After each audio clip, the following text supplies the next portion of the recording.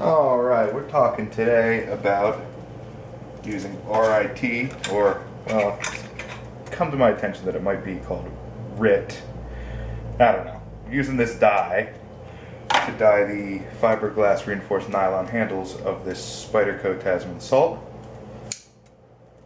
Starts out yellow. Yellow gets dirty pretty easily. We're going to try for orange color, the sunshine orange. I wanted to try to get tangerine, but all I could find was sunshine orange. It's going to have to be good enough. The Tasman salt is a pinned knife. Pins in the construction instead of screws, so can't take it apart, at least not easily. So we're just going to dunk it in. Almost boiling. Call that pretty good. I did this last week with the UK PK, the UK pen knife, and I used the entire packet of dye.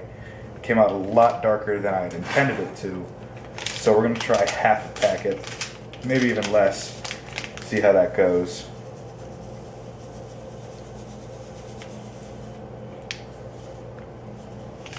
Always add more later. Can't really take away, but you can always add more. That bad boy is stir.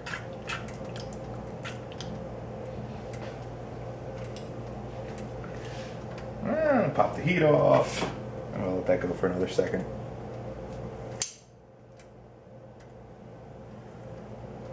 Good enough. See what this does.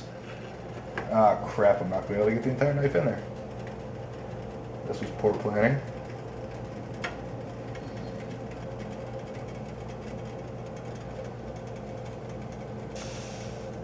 Looking a little less yellow. There we go.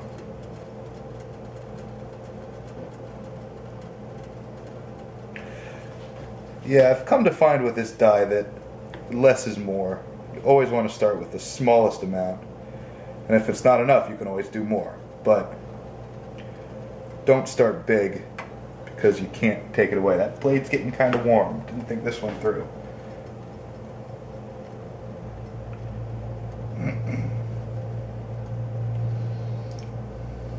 Getting orangish.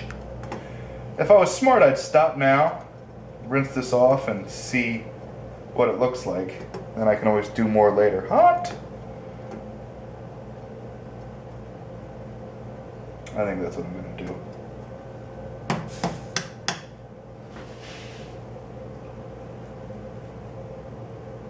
You know what? I'm going to give it a little more time. And that's what we're starting to look like.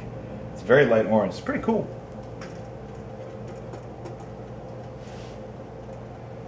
Sticking my fingertips in this pot of boiling water is getting old. Especially with the gloves on. Hot! Yeah. What do you think? Eh?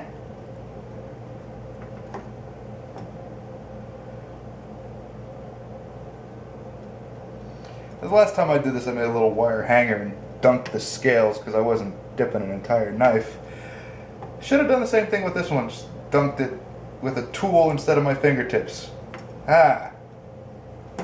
I don't think it's going to get a lot darker than that.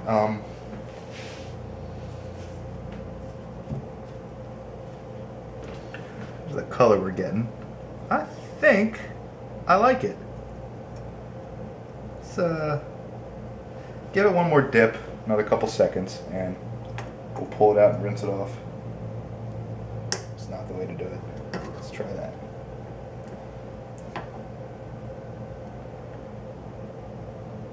Okay. We'll rinse that off. We'll take a look at it. After giving that knife a good scrub, it lightened up considerably. So I'm going to give it another dunk. I've actually got yellow showing through right here. I think what happened was there was dirt. You could still see some stuck to the FRN, and that covered the yellow. I'm going to try this a little bit longer.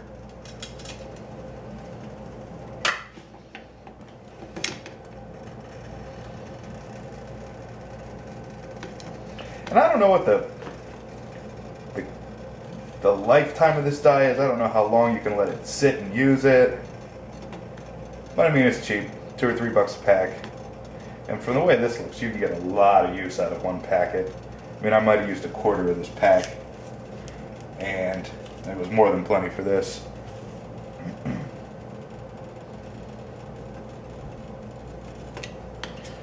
drop that in there, let it sit. And this is what I said earlier. Always start with less. Less is more. You can always go darker. It's very difficult to go lighter. It's also very bad to get dye all over your white stove. Wife's gonna come home and say, "You were doing what?" That's looking darker. Give that another couple seconds. Stuff works quick too, which is very fast.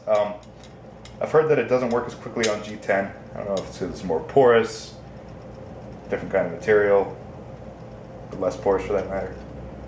But on fiberglass reinforced nylon, it works pretty quick. I like it. Look at that. Now again, after I scrubbed it off that last time, I lost a lot of the color. Shot a little dish soap on it, used a toothbrush. So I'm going to go a little darker than I think I might need to. Which might end up being foolish, but we'll see. This is learning by mistakes. This is the only way to do this.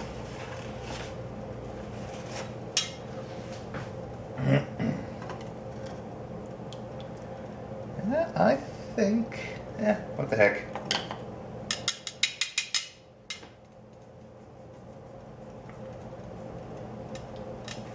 Call that good. Brush it off. See what we get as a final result. Well, here is the finished product. Came out pretty good.